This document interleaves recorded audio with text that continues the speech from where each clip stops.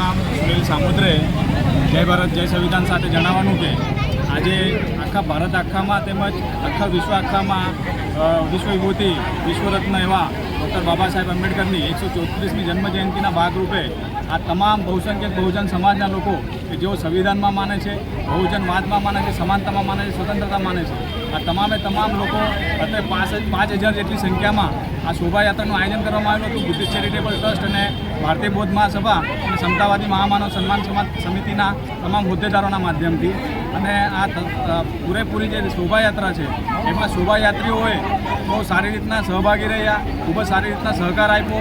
આજુબાજુના વિસ્તારના જે લોકો જે છે આપણા ગામ આખાના તેઓ બી સારી રીતના સાથ સહકાર આપ્યો છે.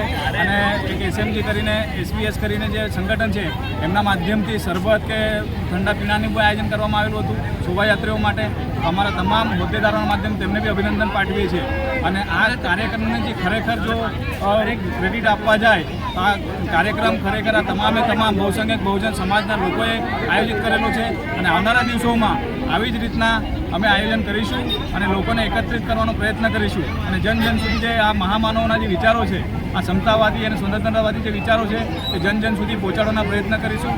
આ સાચી એમના જન્મજયંતિના ભાગરૂપે એમને શ્રદ્ધાંજલિ કે માનવંદન આપેલી ગણાશે. એટલું કહીને મારી વાણીને વિરામ આપું છું. જય ભારત જય સંવિધાન જય વિજ્ઞાન.